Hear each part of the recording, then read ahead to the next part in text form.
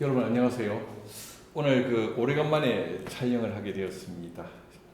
우리가 계속해서 서양철학서 공부를 했는데 제가 이제 8월 중에 좀 급하게 처리해야 될 일들도 있고 너무너무 무더운 시간들이 계속 되어져 가지고 촬영을 조금 방학을 좀 하고 쉬었습니다. 그래서 이제 조금은 이제 기간이 조금 지나갔는데요. 좀 이 방학 시간에 좀 휴식을 취하고 오늘 이제 다시 촬영을 철학사 강의를 개최하게 되었습니다. 그래서 이제 우리가 지난 시간까지 우리는 계속해서 이제 중세로 도입하는 도입부에서 기독교의 어떤 기독교에 대항했던 아니면 기독교 위협을 가했던 주요한 이단 사상에 관해서 공부를 하면서 그 당시 고대의 교회의 최대의 기독교 그리스도교의 이단 사상 중에 하나인 영지주의에 대하여 우리가 살펴보았습니다. 오늘 계속해서 이제 고대 그리스도교의 어떤 교회와 신학적 전통에 어떤 위협을 가했고 또한 그리스도교와 경쟁 관계에 있었던 또 하나의 어떤 겁니까? 이단 사상 내지는 이단 종교에 대해서 살펴보고자 합니다. 그래서 이제 오늘 우리가 살펴볼 것은 만이와 만이교에 관한 것입니다. 고대교회에 대하여 굉장히 위협이 되었고 고대 그리스도교와 굉장한 어떤 경합과 경쟁적인 관계에 있었던 것이 만이에 의해서 창립된 만이에 의해서 세워진 만이교라는 종교입니다. 근데 이제 이 만이교는 만이에 의해서 세워졌지만 영지주의하고는 좀 다른 성격을 가지고 있지요. 영지주의라는 것은 물론 기독교 안팎의 영지주의 사상이 존재하고 있었습니다. 그러니까 이제 영지주의라는 것은 역사가 오래됐다고 말씀드렸죠. 플라톤 이전부터 소크라테스 이전부터 영지주의 사상이 존재하고 있었던 것이니까요.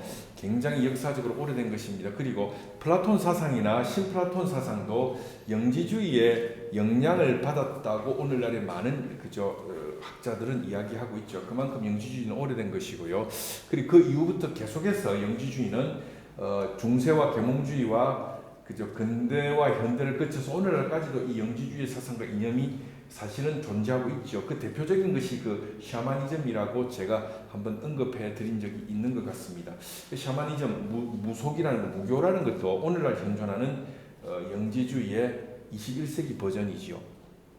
그래서 영지주의는 역사적으로 오래된 것입니다. 그리고 이제 기독교의 전통 안에서도 영지주의자들이 기독교를 개종을 하다 보니까 영지주의적 사상을 갖고 기독교를 이해하는 과정에서 초기 교회 내지는 고대 교회의 무리를 빚는 이단적 사상을 주장하는 영지주의자들이 교회 안에서 등장하게 된 것이고 이것이 이제 심각하게 문제가 된 것입니다. 그리고 그러한 영지주의 이단 중에 대표적인 인물이 바로 우리가 다루었던 마르시온 같은 인물이죠. 그 외에도 발렌티누스라든가 이런 유명한 영지주의자들이 고대 교회에서 활동을 했던 것입니다. 그래서 우리는 영지주의 사상을 살펴보았고요. 그리고 이제 그것과는 좀 다른 성격의 이단적 종교라고 해야 되겠죠. 이단 사상, 이단 종교라고 우리가 명명했을 때 우리가 생각해볼 종교가 바로 만이에 의해서 세워진 만이교라는 종교인 것이죠. 근데 만이교는 영지주의가 교회 안에서 무리를 빚었던 그리스도교 이단이었다면 만이교는 좀 다른 성격을 갖고 있습니다. 이것은 다른 종교죠. 그리스도교와는 다른 종교입니다. 그런 의미에서 그리스도교와 콘트라스트를 이루는 종교였다고 할 수 있습니다. 그러니까 독자적인 조직 체계를 가지고 있었고요.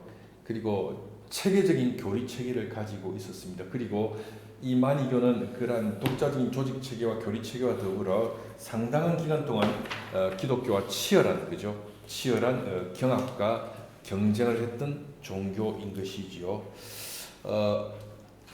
그런데 만이교는 기존의 영지주의 분파 내지는 영지주의 이단과는 다른 성격을 가지고 있습니다.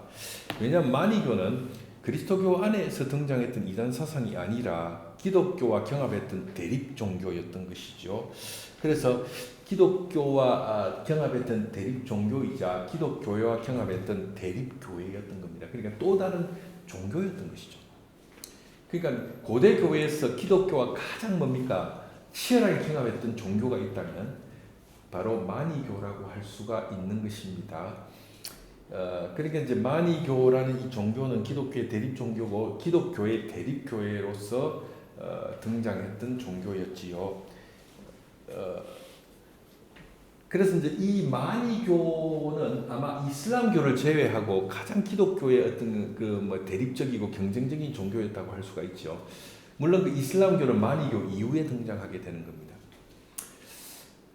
그랬을 때 역사적으로 기독교가 가장 그 치열하게 경합했던 두 개의 종교를 꼽아보라면 그죠, 마니교와 이슬람교라고 할 수가 있는데, 이 이슬람교와 마니교는 성격이 다릅니다. 이슬람교는 마니교보다 뒤에 등장하게 된 종교죠. 마호멧에 의해서 창설되는 종교인데요. 이 종교는 상당히 뭡니까? 유사 유대교적이고 유대교적 전통을 그죠? 이어받은 종교라고 할 수가 있죠. 그래서 유대교적인 전통을 이어받았기 때문에 유사 유대교적 전통을 가진 종교고, 또 유대교로부터 유일신 신앙을 그대로 그죠? 이어받은 종교가 이슬람교라고 할 수 있습니다. 그러나 마니교는 유사 유대교적인 성격을 가진 이슬람교와 비교해 보았을 때는 전혀 다른 성격을 갖고 있습니다. 마니교는 반유대적 종교죠.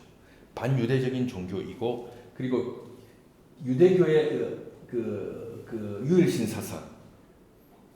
사상과는 대조적인 이원론적인 신에 대한, 이원론적인 신과 신성에 대한 이해를 가지고 있었습니다. 유대교적 전통은 유일신이 이 세계를 창조했고, 그죠? 유일신이 이 세계를 창조했고 이 세계를 통치하고 승리한다는 그러한 사상을 갖고 있었고요. 그러한 어떤 그 신학 사상을 그대로 이어받은 게 그 뒤에 등장하는 그죠? 유사 유대교적인 종교로서의 이슬람교라고 한다면, 마니교는 기본적으로 이 세계를 성과 악의 대립적 투쟁이라는 이원론적 관점에서 보았습니다. 그래서 이제 그 사실은 이 마니교가 성과 악의 이원론적인 대립이란 관점에서 이 세계를 설명하려고 했기 때문에 이 세계에 존재하는 악의 실체나 악의 존재에 대해서 논리적으로 설명할 수 있는 것으로 그 당시 지식인들에게 여겨진 측면이 있었던 것입니다. 그래서 이제 아우구스티누스 같은 그죠, 기독교 그리스도교의 위대한 교부도 9년 정도 마니교에 몸을 담으면서 열심히 마니교에서 신앙생활을 했던 이유가 그 여러 가지 뭐 아우구스티누스가 마니교 안에 들어갔던 이유는 여러 가지 있겠습니다만은, 가장 크고 첫째 되는 이유는 바로 악의 기원에 관한 아우구스티누스의 고민과 궁금증을 마니교의 사상이 설명해 준다고 아우구스티누스가 느꼈기 때문이죠. 아우구스티누스는 젊은 시절에 악의 기원에 관해서 굉장히 고민을 했습니다.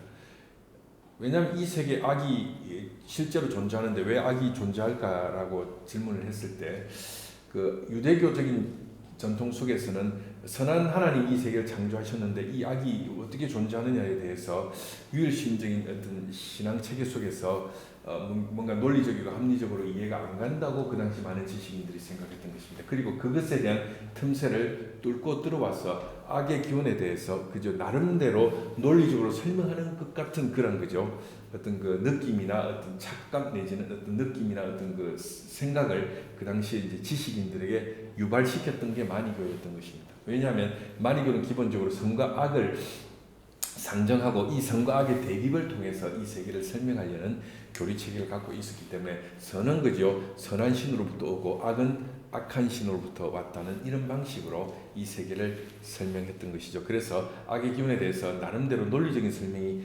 가능하다고 그 당시 지식인들이 생각하게 되었고, 그런 일군의 지식인 속에 아우구스티누스 같은 신학자 교부도 그 일군의 지식인들 속에 들어와 있었던 것입니다. 그래서 이 종교, 이 마니교는 마니에 의해서 창설된 종교로 알려져 있지요. 이 마니라는 인물이 있습니다. 마니라는 인물이죠. 마니라는 인물에 의해서 창설되어졌습니다. 그러니까 마니교를 세운 인물이 마니죠. 이 마니는 이제 마니라고 부르기도 하고 마니케우스라고 부르기도 하고, 마니케우스. 라틴어는 이게 이제 마니케우스라고 부르죠. 마니케우스. 마니라는 인물입니다. 이 인물은 3세기 AD 215년부터 277년 사이에 존재했던 걸로 알려져 있습니다. 215년부터 277년 사이에 생존했던 인물로 알려져 있죠. 그래서 이제 3세기에 존재했던 인물로 알려져 있고요. 이 사람은 페르시아에서 태어난 것으로 알려져 있죠. 그래서 이 마니는 페르시아 사람으로 알려져 있지요. 그리고 그는 그 철학자이자 점성가이자 화가로 알려져 있는 인물이었습니다. 뭐 그 당시에 이제 철학자, 점성가, 화가라는 것이 뭐 그 당시에 요새야 뭐 이제 화가나 뭐 철학자나 점성가라는 것은 뭐 옛날에 이 점성가라는 것은 천문학이죠. 그 당시에는 이제 천문학자들이 점성가들이었습니다. 오늘날은 물론 뭐 점성술이나 에스트롤로기라는 것은 이제 점을 치는 하나의 그 뭡니까 그 점술학의 영역에 들어가고 천문학이라는 것은 학문으로 분류됩니다만 과거의 고대에서는 바로 이 점성학이 있고 또한 천문학이었던 것이죠. 우리 그 복음서에 보면 마태복음에 보면 동방박사들이라는 사람들이 별을 보고 예수님의 탄생을 미리 예견하고 베들레헴으로 찾아오지 않습니까? 그때 이제 동방박사 세 사람이라고 복음서에는 동방박사라고 번역되어 있는 사람들이 바로 아랍에서 그죠? 동방아랍에서 온 점성학자들이죠. 그래서 마니는 점성학자, 점성가였고 그다음에 철학자였고 화가로 알려져 있습니다. 그리고 그 당시에 뭐 철학자와 점성가라는 것은 겸업하고 있었던 거죠. 철학자가 점성가고 점성가가 철학자고 또한 그들이 예술가이기도 하고 그랬던 겁니다. 고대에 이제 그 어떤 철학학파라는 것은 단지 오늘날 같은 철학학파가 아니라 또 제2집단, 종교집단이기도 했다는 것을 감안한다면 마니가 점성가고 철학자고 또한 뭐 화가였다는 것은 그 당시 그 고대 사회의 전형적인 어떤 뭐 종교적인 인물이고 지식인이라는 사실을 알 수가 있지요. 그리고 이제 이 페르시아 태생의 이 마니는 원래 이제 조로아스터교의 배경 속에서 자랐던 인물로 알려져 있습니다. 이 페르시아 종교가 이제 조로아스터교 아닙니까? 이 조로아스터교가 이제 기본적으로 이제 그 이원론적 세계관을 갖고 있는 종교지요. 그래서 이 조로아스터교의 배경 속에서 자라서 기독교를 접했던 것으로 알려져 있습니다. 그래서 그는 조로아스터교의 가르침과 기독교의 가르침을 결합해서 하나의 새로운 종교를 만들었는데 이게 바로 마니교인 거죠. 그래서 이제 이것이 학자들마다 견해가 좀 다른데 조로아스터교적 요소를 기독교에 접목시켜서 기독교를 조로아스터교적인 맥락에서 해석한 새로운 어떤 기독교 종파를 마니가 만들었느냐? 그렇게 본다면 마니교는 기독교의 한 이단 사상, 이단 종파가 되는 것이고요. 그렇지 않고 페르시아의 조로아스터교적인 요소와 기독교적인 요소를 결합해서 새로운 종교를 창설했다고 우리가 마니를 이해하고 해석한다면 마니는 마니교라는 새로운 종교의 창시자로 이해가 될 것입니다. 어쨌든 그 마니는 그 페르시아의 사람으로서 하마단이라는 가문, 귀족 가문의 아들로 태어난 것으로 알려져 있습니다. 그리고 이제 이 페르시아의 하마단 귀족 가문에서 태어나서 바빌로니아로 마니의 가족들 아버지가 이주를 해갔고 그의 아버지는 파탁이라는 인물로 알려집니다. 파탁이라는 인물로 알려져 있습니다. 그래서 이 아버지가 이제 마니 패밀리 가족이 이제 아버지가 이제 그 가족들을 데리고 그 바빌로니아의 크테시폰이라는 곳으로 이주를 해간 것으로 알려져 있습니다. 그곳에서 그러니까 그 바빌로니아에서 마니는 아버지를 따라서 이주를 해가서 그곳에서 이제 교육을 받고 자란 것으로 알려져 있죠. 그래서 이제 그 아랍 이슬람 문헌에 보면 이제 마니의 어떤 그 어린 시절의 어떤 그러한 그 성장 배경이 그렇게 나타나고 있습니다. 그래서 그는 이제 그곳에서 교육을 받으면서 그 어떤 유대교와도 접속을 하게 되고 그 유대교 중에서도 엘케사이파라는 유대교 교파, 유대교 그죠? 그 종파 내지는 교파와 조우하게 되고 그 영향을 받게 되었던 것으로 알려져 있습니다. 그리고 그는 그러한 유대교의 엘카사이파의 영향하에서 영향을 받았는데, 이 엘카사이파는 유대교의 한 그 소종파로서 유대교와 그 영지주의가 결합된 형태의 하나의 어떤 그 종파였던 거죠. 그래서 주류의 유대교적 관점에서 약간 그 사이드 유대교 내지는 유대교의 약간 이단 종파 같은 것이죠. 그래서 그 영지주의에 강한 영향을 받은 엘카사이파 유대교의 영향을 받고 그 바벨론에서 성장하면서 그런 그가 원래의 페르시아 배경에서 갖고 있었던 조로아스터교적 배경과 그 다음에 유대의 엘카사이파로부터 받은 영지주의적 유대교의 어떤 영향을 받으면서 성장한 것으로 알려져 있습니다. 그리고 나서 그는 19살과 24살 때 그 신으로부터 신탁, 계시를 받았다고 그래요. 근데 원래 이제 종교적 인물들이 신탁을 받지 않습니까? 신의 계시를 받았는데, 그때 신의 계시를 받을 때 나이가 마니가 약간 19살 그리고 24살 때 하늘로부터 신에게서 계시를 받았던 것으로 전해지고 있습니다. 그리고 이제 30살에는 그 자신의 어떤 사상을 가지고 종교적인 교리를 설파하기 시작했고, 나름대로 마니 교회의 어떤 초기의 어떤 신앙 고백 같은, 신조 같은, 그죠, 신경과 같은 것을 작성해서 사람들에게 유포하면서 포교 활동을 했던 것으로 알려져 있죠. 근데 이제 마니는 인기가 있었다고 합니다. 뭐 원래 이제 이 사람이 배경 자체가 뭐 이제 귀족 가문에서 태어나서 바빌론에서 성장하면서 철학도 공부하고 점성학도 공부하고 또 화가고 예술적 소양도 강했고 또 은병과 말빨도 뛰어나다 보니까 그가 가르치고 설파하는 사상과 종교 이념이 사람들에게 굉장히 어필이 됐던 거지요. 조로아스터가 갖는 특유의 그죠, 그 이원론적인 어떤 논리 체계와 그다음에 그 유대교적 신비주의 내지는 유대교적 영지주의, 영지주의적 유대교가 갖는 신비주의 요소를 결합시킨 하나의 새로운 어떤 마니의 종교적 사상은 사람들에게 신비롭게 아주 인터레스팅하게 흥미롭게 다가가게 되었고, 수많은 사람들이 마니의 사상에 빠져들고 심취하게 되어서 상당히 그죠, 강력한 교세를 형성할 수 있게 된 것입니다. 그리고 나서 이제 그는 수많은 어떤 자기를 따르는 무리들을 형성시켰고요, 제자들을 양성하게 됩니다. 요때쯤 이제 마니가 또한 그 당시 이제 기독교와 조우하면서 기독교 사상을 섭렵하고 흡수해 간 걸로 알려져 있습니다. 그래서 그는 자신이 하나님이 마지막으로 보낸 지극히 높은 선지자라고 스스로 자칭했고요, 그리스도가 약속하신 보혜사가 다름 아닌 자기라고 주장했던 것이죠. 그래서 이제 마니는 이제 그 마니교라는 게 결국은 이 어떤 세 가지 정도의 종교가 합쳐져서 만들어진 거, 형성된 거죠. 뭐냐면 역시 마니의 원래 페르시아 배경에서의 뭡니까? 조로아스터교가 있었을 것이고요. 조로아스터교가 하나의 마니교의 배경이고요. 두 번째는 뭡니까?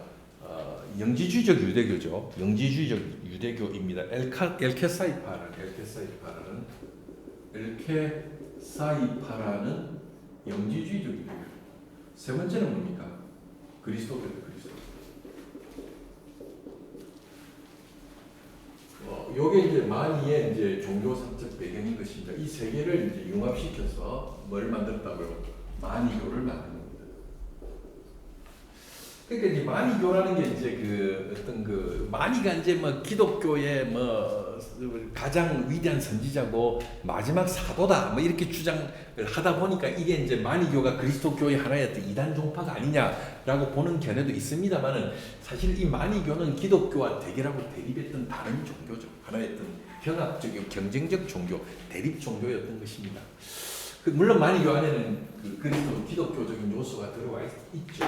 어쨌든 마니교는 그래서 마니에 의해서 이런 어떤 그 세 개의 종교가 융합되어져서 형성된 그저 종교였다고 할 수가 있습니다. 자신을 뭐 그리스도의 그저 약속한 보혜사다 이렇게 이야기를 했고요.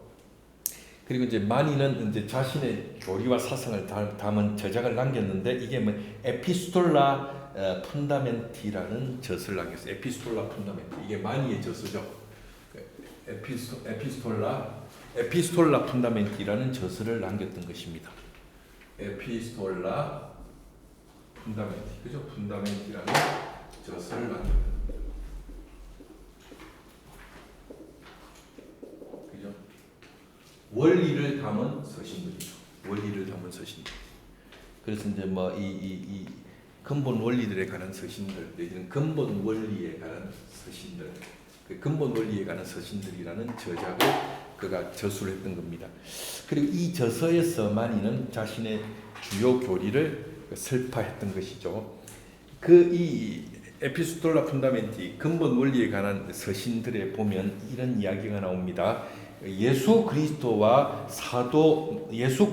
사도 마니는 성부 하나님의 섭리에 힘입어 이 서신들을 쓴다. 이 서신들은 영원하고 생명이 있는 근원으로부터 온 구원의 말씀이다.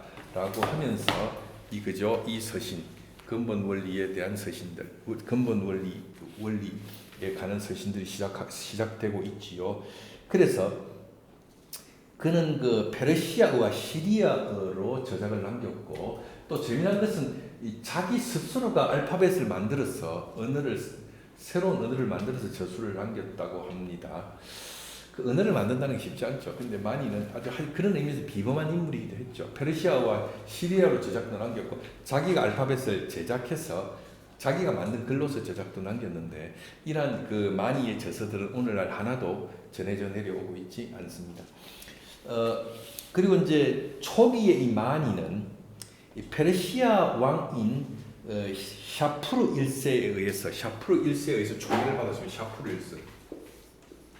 샤프루 1세에 의해서 총애를 받았던 겁니다.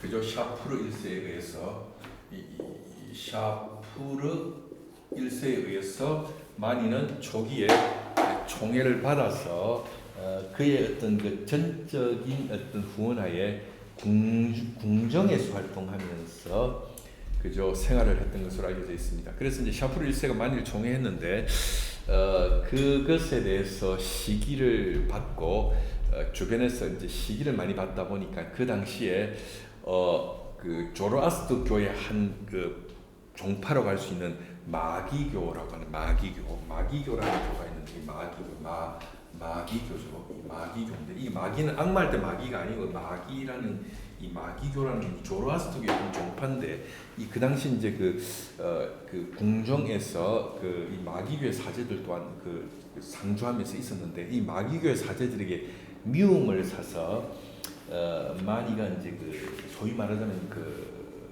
궁중에서 쫓겨나게 되는 것이죠. 그래가지고 이제 그는 이 궁정에서 쫓겨나서 이제 유랑 생활을 하게 된 것으로 알려져 있습니다. 그래서 이곳저곳을 유랑했는데 인도 동부와 중국까지 그저 그 마니가 유랑했고 그 과정에서 불교까지 접하게 되었던 것으로 알려졌죠. 그래서 이제 마니교의 체계 속에 이제 불교의 요소도 여기서 들어오게 됩니다. 불교의 요소도 여기 들어오게 됩니다. 한마디로 이제 하나의 어떤 어떻게 보면 그 헬레니즘이라는 걸 제가 말씀드렸죠. 헬레니즘이라는 게 그 페르시아적 요소, 아랍적 요소, 유대교적 요소, 그리고 뭡니까 그 인도적, 불교적, 힌두교적, 브라만교적 요소, 그리고 뒤에 이제 등장한 그리스도교적 요소 이런 것들이 이제 페르시아 그것이 융합된 것이 헬레니즘이라면 마니교라는 것은 어떻게 보면 헬레니즘의 어떤 그 융합적 성격에 나름대로 상당히 부합되는 종교였다고도 할 수가 있는 거죠. 굉장히 마니교는 이렇게 여러 종교가 그저 합쳐져 있는 혼합 종교 내지는 융합 종교의 성격을 갖고 있었던 것입니다. 그리고 이제 이러한 어떤 마니가 이제 그 소위 말하자면 그 페르시아 왕궁에서 쫓겨나서 오랜 세월 그 유랑자로 살다가 죽기 7년 전인 270년에 마니는 페르시아로 다시 돌아와서 자기의 종교적 사상을 설파하기에 이릅니다. 그래서 이제 마니는 하나님께 직통계시, 직접적인 계시를 받았다고 주장하면서 페르시아 안에서 그는 사상을 설파하여 많은 추종자들을 그죠 만든 것으로 알려져 있습니다. 그러다가 이제 그 페르시아 안에서 조로아스터교의 그 당시 이제 조로아스터교의 한 강력한 그 종파였던 마귀교와 충돌하게 되고 이 마귀교의 어떤 사제들과 논쟁을 벌이다가 이 마니는 조로아스터교의 정통 신앙을 변질시켰다는 제목으로 사형 은도를 받게 되는 거죠. 조로아스터교의 관점에서 마니는 조로아스터교의 정통 교리를 변질시킨 신성 모독자로 몰려서 사형 은도를 받게 됩니다. 그리고 나서 이제 마니는 이제 죽임을 당하게 되는데 기록에 따르면 십자가에 달려서 죽었다는 어떤 그 전설이 하나 있고 또 하나는 뭡니까? 산채로 껍질을 벗겨서 그죠 죽임을 당했다. 그래서 마니를 산채로 껍질을 벗겨서 죽였다는 그러한 기록이 전해지고 있습니다. 두 기록 중에 어느 기록이 뭐 진정성 있는 기록인지는 왈가왈 학자들마다 그 견해 차이가 있습니다만 어쨌든 마니는 잔혹하게 죽은 것으로 알려져 있습니다.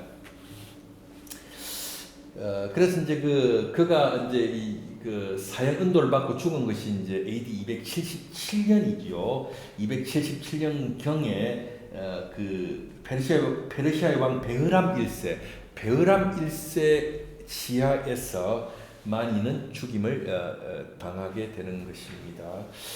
그리고 이제 그 십자가에 달려 죽었다는 썰과 껍질이 벗겨져서 살해를 당했다, 죽임을 당했다는 썰이 있습니다.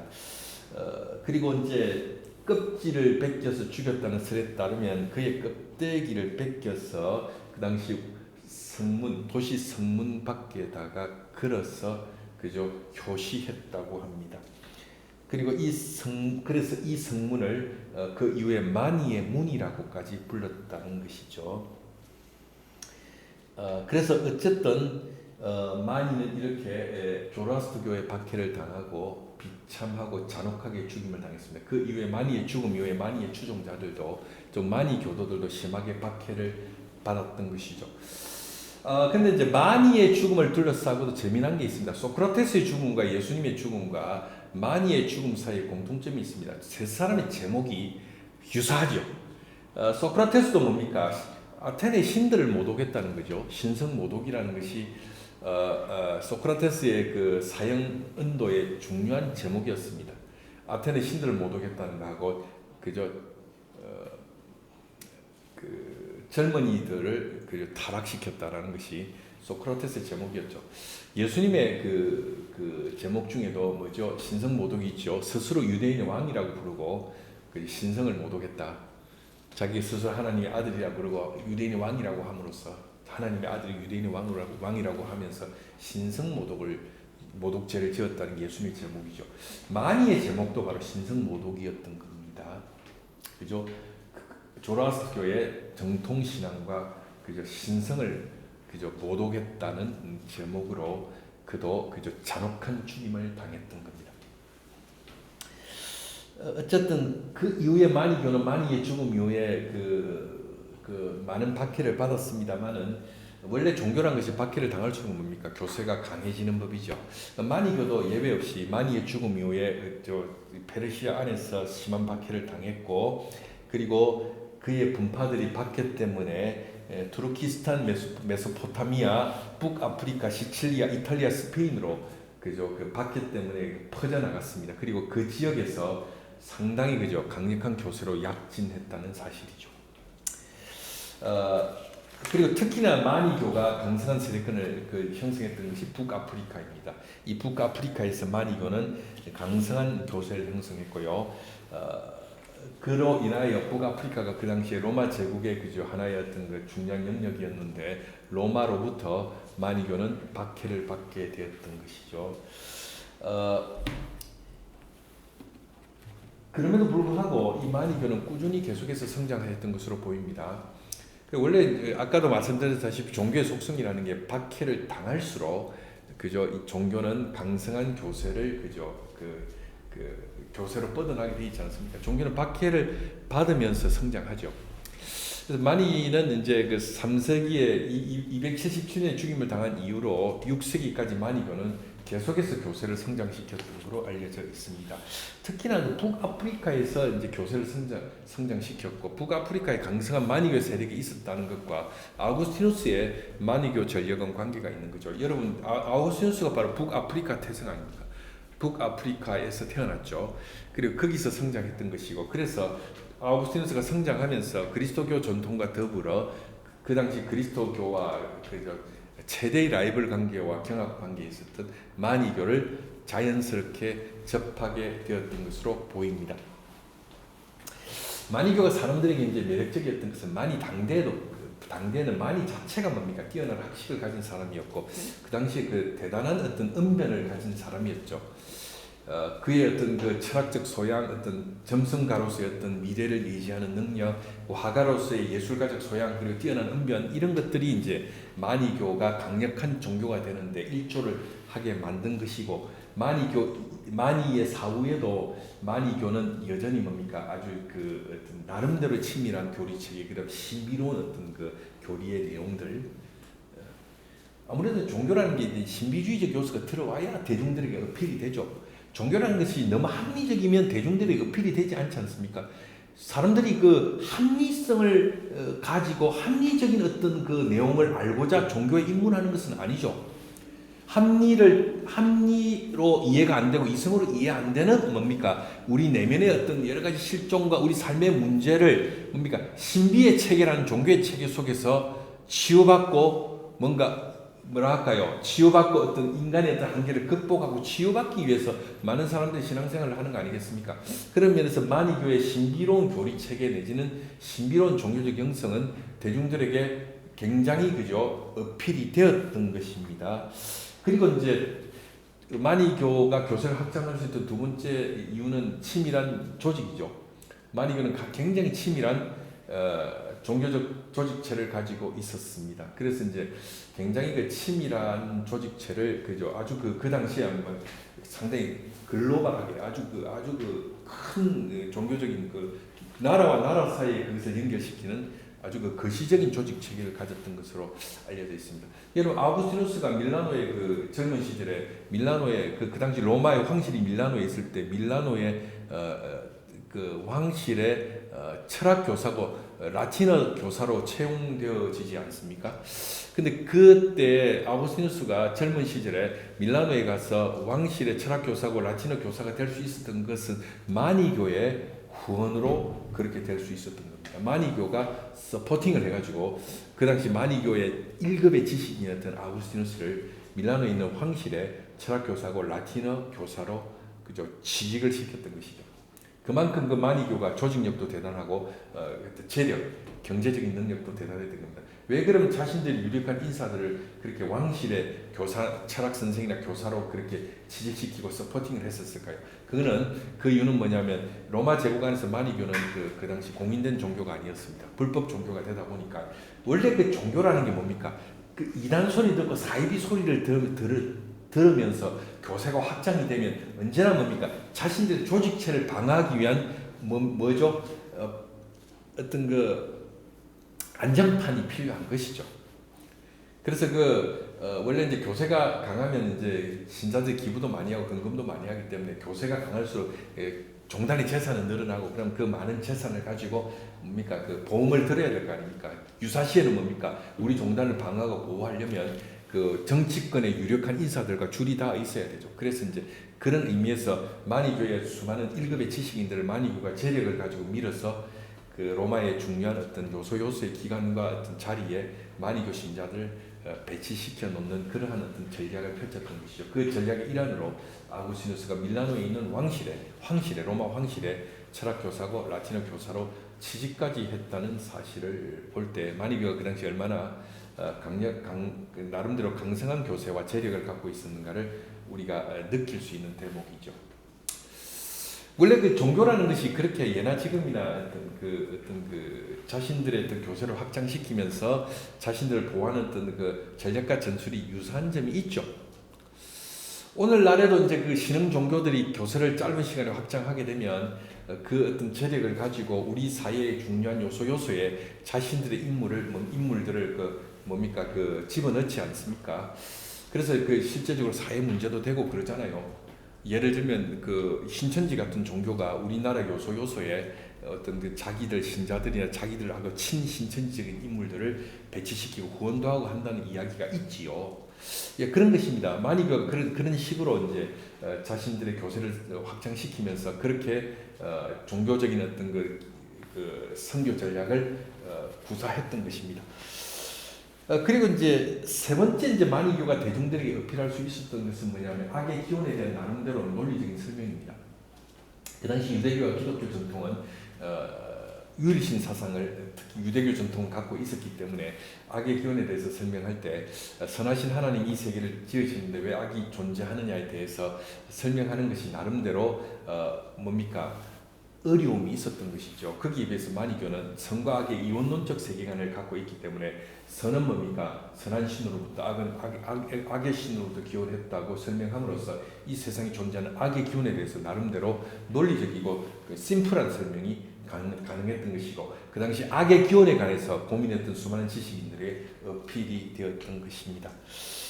그리고 이제 네 번째 요소는 만이 교도들이 갖고 있는 금욕적이고 성결한 삶이었죠. 만이 교도들은 아주 금약하고 금욕적인 삶을 살았던 것으로 알려져 있습니다. 그래서 이런 네 가지 이유로 인하여 신비로운 교리, 그다음에 치밀한 종단의 조직, 그다음에 악의 문제에 대한 논리적인 심플한 설명, 그리고 만이 교도들의 금욕적인 생활로 인하여 만이교는 그 당시에 3세기 이후부터 6세기까지 또 아구스티누스 당대까지 그 6세기까지 북아프리카를 위시해서 로마를 중심으로 해서 스페인까지 강력한 교세를 형성하면서 그리스도교의 어떤 대립 종교 내지는 경쟁 종교로서의 위치를 굳건히 했던 것입니다. 그래서 그 당시 이제 만이교의 유명한 신자로서 이제 우리가 언급했던 교부 아우구스티누스가 있죠. 교부 아우구스티누스는 9년 동안 만이교에서 활동한 것으로 알려져 있고 만이교도로 있다가 밀라노에서 암브로시우스의 영향을 받으면서 그리스도교 기독교로 개종한 것으로 알려져 있습니다.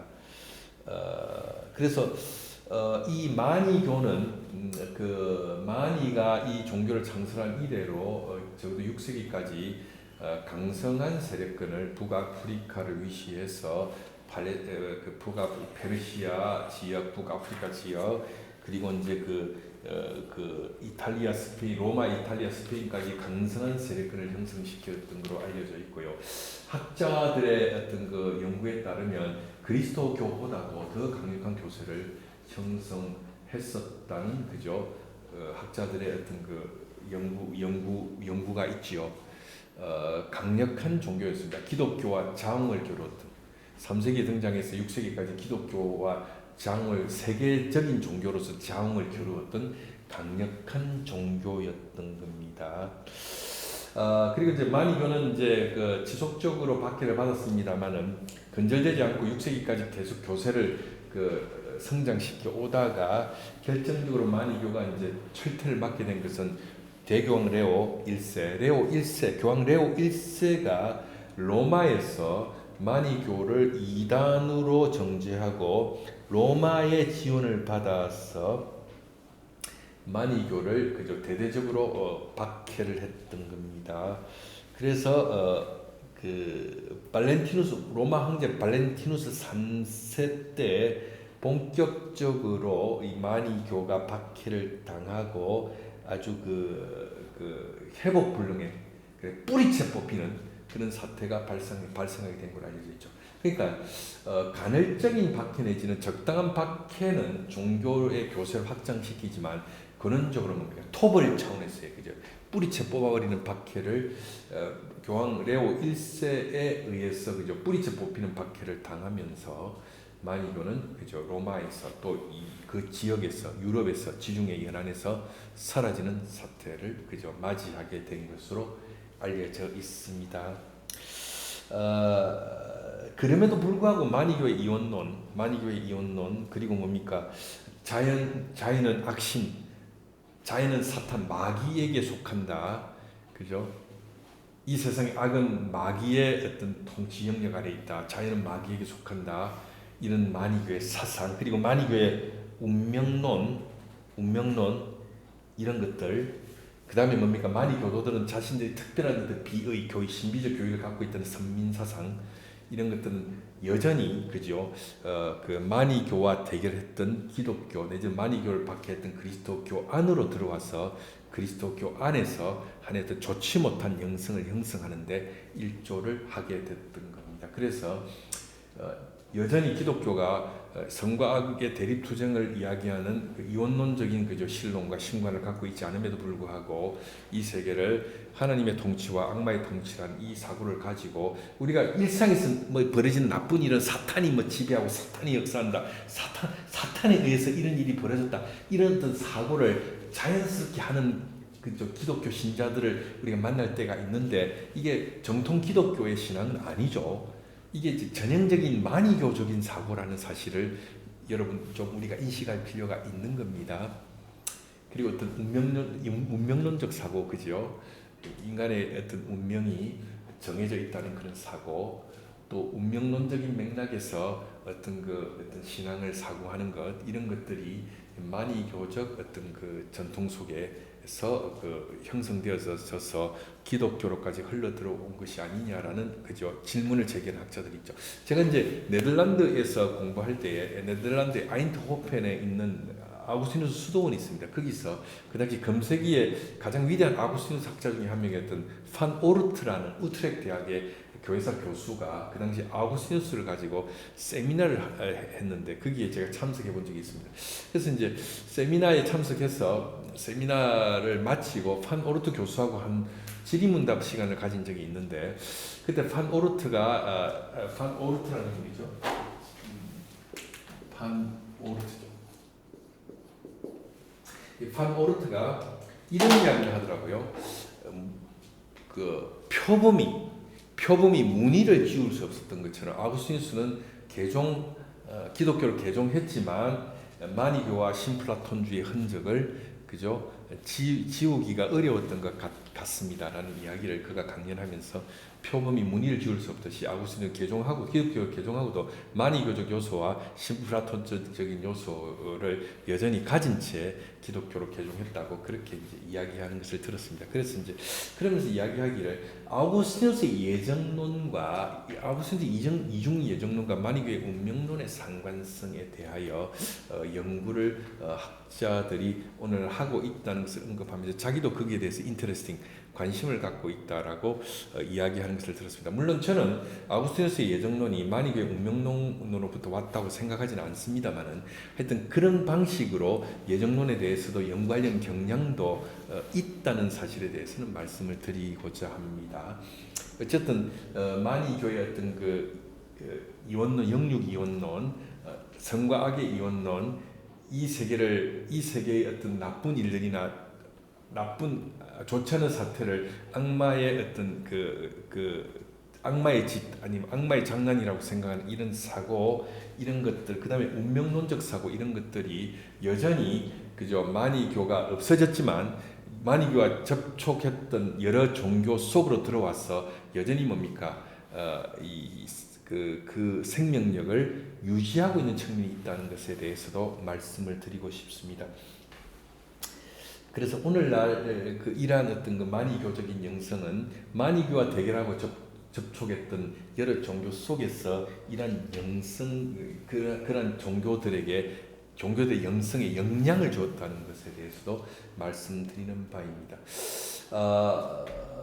그래서 오늘 우리는 만이와 만이교에 대해서 좀 살펴보았습니다. 정리하면요, 만이교는 3세기 때 만이에 의해서 창설된 종교입니다. 그리고 이것은 혼합 종교적 성격을 갖고 있습니다. 물론 태생은 만이가 페르시아 사람이기 때문에 조라아스트교로부터 출발해서 엘카사이파라는 영지주의적 유대교의 그 영향을 받았고, 또한 그리스도교를 접하면서 그리스도교의 영향을 받았고, 불교가 접하면서 불교의 영향을 받으면서 이 조라스트교, 엘카사이파, 그리스도교, 불교의 혼합체계된 융합 연합 체계로 이 만이교라는 것이 등장하게 되었다는 것이고요. 이것은 영지주의에 다르게 기독교의 대립 종교로서 존재했었고요. 기독교가 그죠 6세기까지 치열하게 그죠 경합을 벌였던 세계적인 종교였다는 사실을 말씀을 드립니다. 그리고 이것에 대하여 기독교 교부들이 언급하고 있고 또 한때 아구스티누스가 이 만이교에 들어와 있었다는 사실이고요. 그 뒤에 이제 만이교를 떠나게 되는 것이죠. 만이교의 영육 이원론과 성과 악에 대한 이원론이